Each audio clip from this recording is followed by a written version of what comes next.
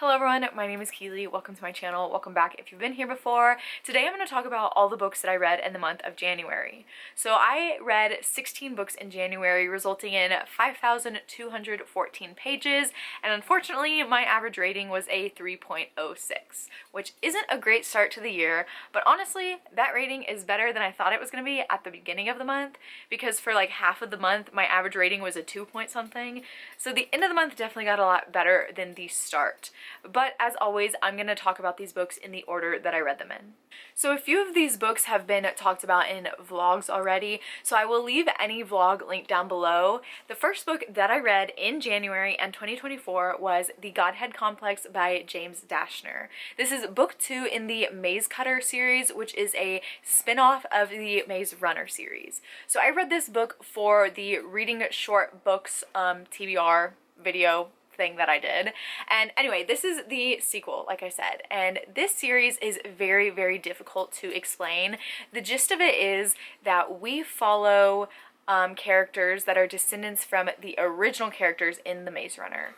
But these books have so many different point of views that it just goes crazy and off the wall from there. Like, we follow a religious group, we follow a group that's trying to take down the religious group, we follow some people that are infected with the flare, which is that virus from the original series, and then we also follow some scientists, and then we follow the islanders, which are the descendants. So we follow a ton of characters, and I just don't understand why, because this story just not feel cohesive to me at all, and I just am struggling really to see the point of this series. Really, I don't think it was necessary, but don't get me wrong, I will be reading every book because I am so stuck with the Maze Runner world that I just cannot get out of it.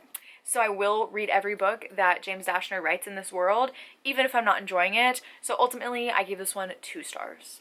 Next, I read The Fury by Alex Michaelides, and this book is kind of a murder mystery. So all we know is this group of celebrities goes and stays at this private Greek island for a weekend, and one of them ends up dead. So that's all you really need to know. So I was really looking forward to this one because Alex Michaelides has written one of my favorite horror books of all time, and I was so kindly sent an ARC, which I am just flabbergasted that I received an ARC from this author, from the publisher, and so I was able to read it a little bit early. And this one was really interesting to read because the writing style, the way that this is written, the narrator is basically talking to us as the reader. So it feels like we're sitting down with him, having a conversation, learning about this murder that he was there for, almost like you're just talking to a friend. So it breaks the fourth wall a lot, which a lot of people don't like, but my favorite thing about this book in particular was how it was written. I really didn't care about the characters at all, and I am a character-driven reader, and so this one was interesting solely for the writing style, but I wasn't completely sucked in with this book like I have been with his others, so this one was just okay for me, and I gave it 3 stars. Next, I read Little Eve by Catriona Ward, and this is another book that's incredibly difficult for me to explain because I just did not understand it. So this is a cult book, and in this book, right at the beginning, we know that something terrible has happened. So the rest of the story, we're kind of alternating timelines to kind of see how we got up to that point.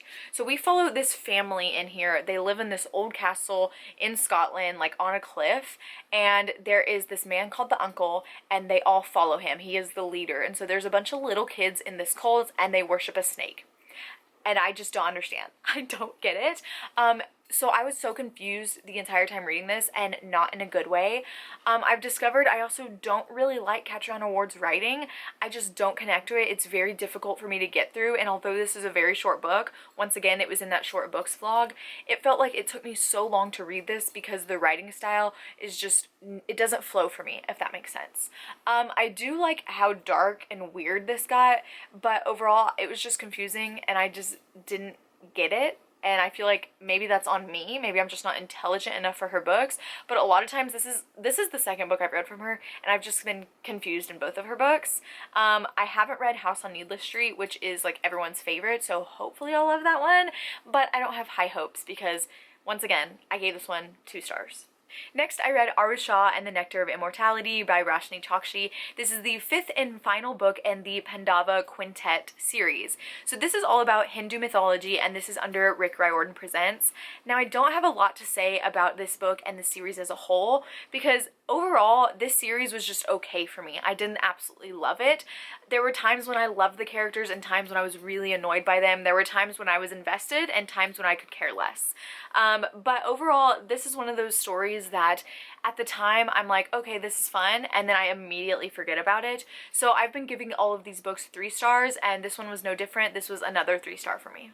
Next, I read Black Sheep by Rachel Harrison, and this was the final book in that short books vlog that I did at the beginning of the year, and this is another cult book. So in this book, we follow this 20-something-year-old Vesper, and she is working at a fast food place, and we know that 6 years ago, she left her very religious family, and she is saying she will never go back, she's probably never going to be accepted, and she just simply doesn't believe what they believe in, until one day, she gets a wedding invitation from her cousin that she was close to, and she decides to go back home, and she's not sure if she's going to be accepted or not, or if things have really changed.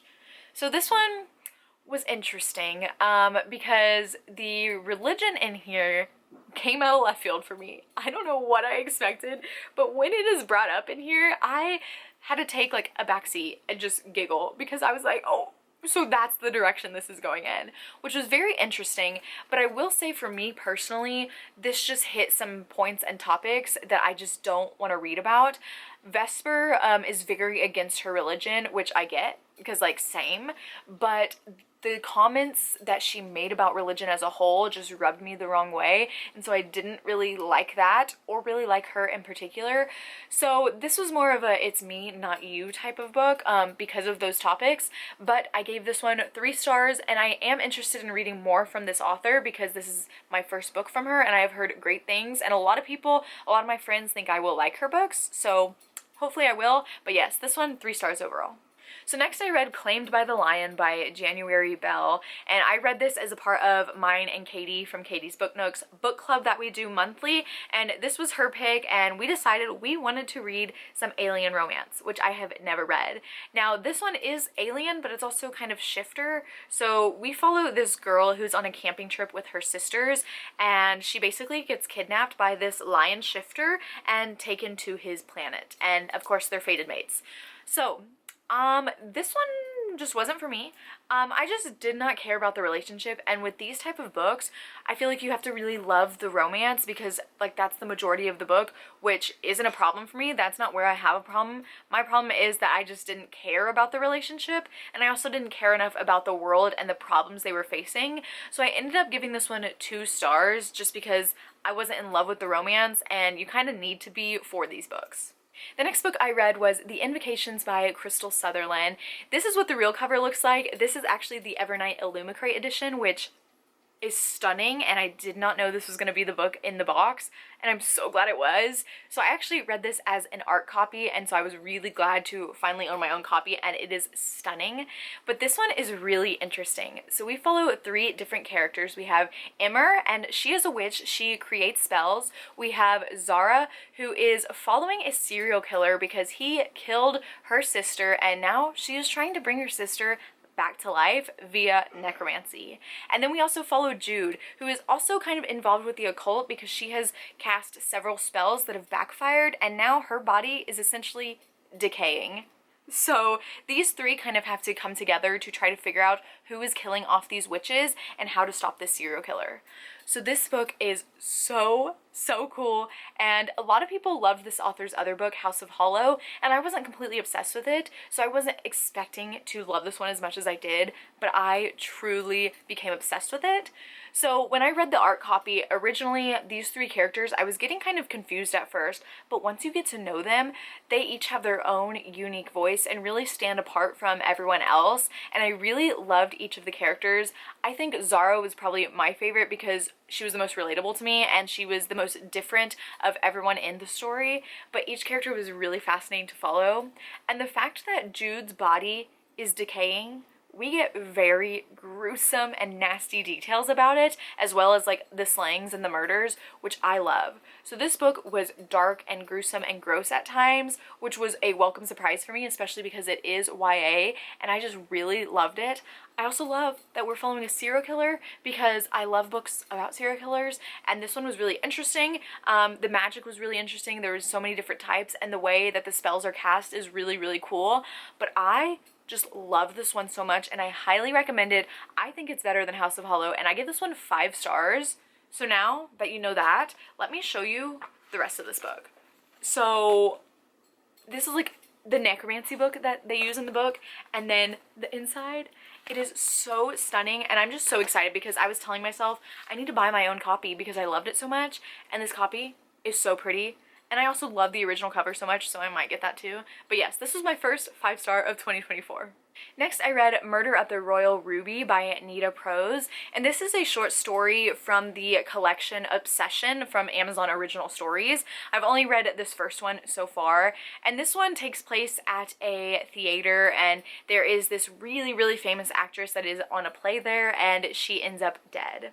So that's all I'm going to say because it is a short story. This one was okay for me. I wasn't super invested, and honestly, I'm struggling to remember everything about it now. But my problem is the main character that died, like, I didn't feel any sympathy for her because I did not like her, so I guess it was kind of good that she died. But I just gave this one 3 stars overall because it didn't do a whole lot for me.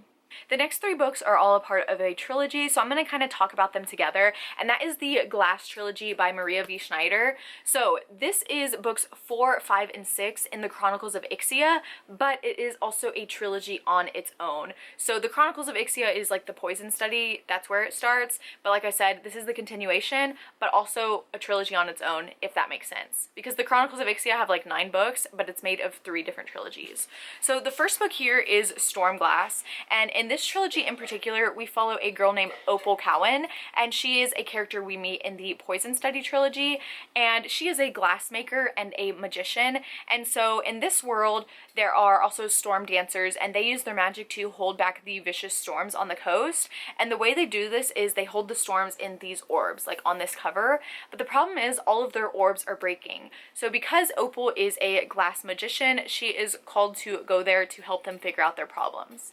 Now, I would tell you that you need to read the Poison Study series before you get to this, because there's not a whole lot of world building, because when you get to the series, you're supposed to already know what the world is, because that's all set up for us in the first trilogy, as well as a lot of the characters and how the magic system works. So you need to read the other trilogy before you get to this one. But in this book, I thought this was going to be my favorite book so far of Maria V. Schneider's. It wasn't quite there because I think it was a little long, and it kind of went off on a few tangents. Like, we went on so many adventures. Like, the whole glass making thing is just the beginning of it, and then so many things happen. But in this book, I really, really loved Opal. I love that we get to see some of these storms, but also some of the glass making, because Maria V. Schneider was actually, she went to school for meteorology, I think, so she knows how storms work, and she also really looked into glass making. So overall, I gave this one 4 stars because I really enjoyed that, and it's one of my favorites of the series. The next one is Sea Glass, and this one I liked a little bit less because I did not really like the direction it was going in, and Opal started to really grate on my nerves, so I gave this one 3 stars. So it was starting to go downhill, and then I read Spyglass, which is the final book in this trilogy, and I hated this book. Hated with a capital H, because Opal, she went from somebody I absolutely loved to I cannot stand her, and I cannot believe this series went in this direction, because it involves something that I just hate in books so much, and I don't want to say it because it'll spoil it, but let me just say, Opal goes through a lot. There's a lot of trigger warnings in this series. She's been abused and tortured, and this book essentially gave the power to her torturer, to her abuser. She had all of this power, she gained it back after being tortured, and she just gave it all back to the torturer. And I hated that, because why are we gonna give power to abusers? And that's what this book did. So I gave it 1 star, and I'm not sure if I want to continue on with the Chronicles of Ixia after that, but I think the last 3 books go back to the original characters who I like better, because right now I hate Opal, and I'm just worried that it's gonna mention her in that other series. So if you've read the last trilogy in the Chronicles of Ixia, let me know if it continues how the last one did, or if I should read it and I won't be as angry. But yes, that is the Glass trilogy.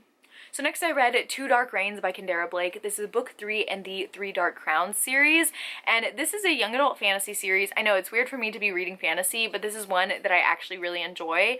So in the first book, we follow 3 different sisters, and they're triplets. Now, one of them is destined to be queen, and so they all grow up on different parts of the world, and when they're 16, they have to come together and fight to the death. Now, this world is really fascinating simply because I love the magic so much. This is not a perfect series for me, but I still do have a great time when I am reading it. So I gave this one 4 stars, and I feel like this series overall is a solid 4-star series for me. Next, I read Right on Cue by Fallon Ballard, and this is an art copy that I read because this book actually releases in February, and this is a adult romance where we follow this girl who is a movie writer. She is kind of a nepo baby too because her parents are very big actors and actresses, and so she has gotten into the industry because of that, and she has written this rom-com that she's really excited about. She's really excited for the casting, but her best friend is in charge of making this movie, and she really wants her to act in it and come back to acting because she got out of acting because she had a really bad experience with another guy, and so she goes on this movie. She's excited. She finally accepted and agreed to be an actress, the star in this movie, and then when she gets there, the male lead has been replaced with the guy she had that bad experience with. So now we're kind of like an enemies to lovers situation. They're having to make this rom-com even though they hate each other. So speaking of hate each other, I hated this book. Yes, so these characters were so childish. I truly hated them, and I'm one of those people that I love a good 3rd act breakup. Most people hate it. I usually love it, but this book had a 3rd act breakup in every chapter. I'm not kidding. These characters were fighting in every chapter, and there was a conflict, a different conflict in every single chapter. Even when they got together, there were still 3rd act breakup after 3rd act breakup after 3rd act breakup. And the reason that they hate each other at the very beginning just wasn't it for me, because Emmy, the main girl, she never felt like she was in the wrong. She thought that Grayson was always at fault, and every time somebody would try to bring it up, she would be like, no, it was always his fault. And I'm like, girl, you are just as much to blame here. And she just felt like she was this perfect child and she was never at fault for anything, even though she was. And my last complaint of this book is overall, this relationship didn't really have any chemistry for me. It was all about lust, and after a while, I just felt kind of gross reading it, and I just really hated these characters and this book overall. So sorry, I just don't recommend it, and I gave it 1 star. So I've already had 2 1-stars for the year. So after those 2 1-stars, I was on a mission to read a 5-star. So I did a video called This Video Ends When I Read a 5-Star, and these last few books were all a part of that video. And the first one I finished was Mermaids Never Drowned, and this is an anthology collection featuring several different authors, all about, you guessed it, mermaids. And this is actually a series. This is the 2nd book. The first one was called Vampires Never Die, all about vampires. And it's funny because now I'm Vampirekeeley, but I used to be called Mermaidkeeley, so both of these books are like me. But this one started out a little rough, a little rocky, but it got really good at the end, and there were a few stories in here that I really loved, but definitely go check out that vlog because I go and tell you more about those stories that I liked. But I did discover that I do not like the stories that are fantasy based. I really enjoyed the mermaid stories that were based in our own world, and more like paranormal or like urban fantasy, I guess it's called that. But yeah, overall I gave that collection 4 stars. The next book I read was His and Hers by Alice Feeney, and this book we follow his and hers. So we follow a man and a woman with alternating chapters, and the woman is a BBC news anchor and the man is a detective in this small village. There's a murder in this small village, and somehow both of these characters are connected to this murder, but we just don't know how or why. So this one was really, really good, and I really was so excited about that because I've given Alice Feeney a 5-star and a 1-star, so I didn't know if she was a hit or a miss for me, and this book proved to me that she is more of a hit than a miss, at least so far. I still have a few other books to read from her, but this one was really interesting because each character, each time we read a chapter, we know they're hiding something, and each chapter reveals a secret more and more and more, and we get to know more throughout the book. So it's not like hiding secrets in an aggravating way, because you do get small reveals through each chapter and you get to learn more about this mystery and this murder and this connection. This book is very dark, and I did not expect it to go as dark and as nasty as it did, which again, I don't mind, but I know a lot of people do. So be sure you look into that before you pick this up, because I did not expect it to go as dark as it did. But this was really fascinating. Ultimately, the downfall for me was the big reveal at the end. I was hoping it would go in a different way, so I wasn't completely satisfied with the ending. So I gave it 4 stars, but I still really loved it. Alice Feeney is very quick to read, and she just really pulls you in and engages you, and this book was no different. And the last book I read in January was The Hidden Oracle by Rick Riordan. This is book 1 in the Trials of Apollo. So in this book, we follow the god Apollo, and he has been punished for something he did in the Percy Jackson series, and his punishment is having to go to Earth and live as a mortal teenage boy. And of course, there's quests and shenanigans and mysteries and mayhem. That's how these books go, and I did not expect to love this one as much as I did. I mean, I should have, because it's Rick Riordan and it's Greek mythology, but I just didn't really love Apollo in the original series. But in this book, he's actually so funny, and I really loved following him, and he had really great character development in this book already, so I can't wait to see how he changes throughout the series. We also get to see some beloved characters, and I was so excited, and we get to meet some new great characters that I already love. This first book actually took place at Camp Half-Blood, which I didn't realize, and I just loved it. It felt like coming back home. So yes, I was very pleased and pleasantly surprised, even though I shouldn't have been, and I gave this one 5 stars. So those are all the books that I read in the month of January. Kind of a rocky battle at some points, but ultimately I came out of it with 2 5 stars, which is still good. But that is it for this video. Let me know down below if you have read any of these books and what you thought of them. I would love to know. But that is it. If you have made it this far, go ahead and leave the snowflake emoji. Thank you so much for watching. I will see you next time. Bye!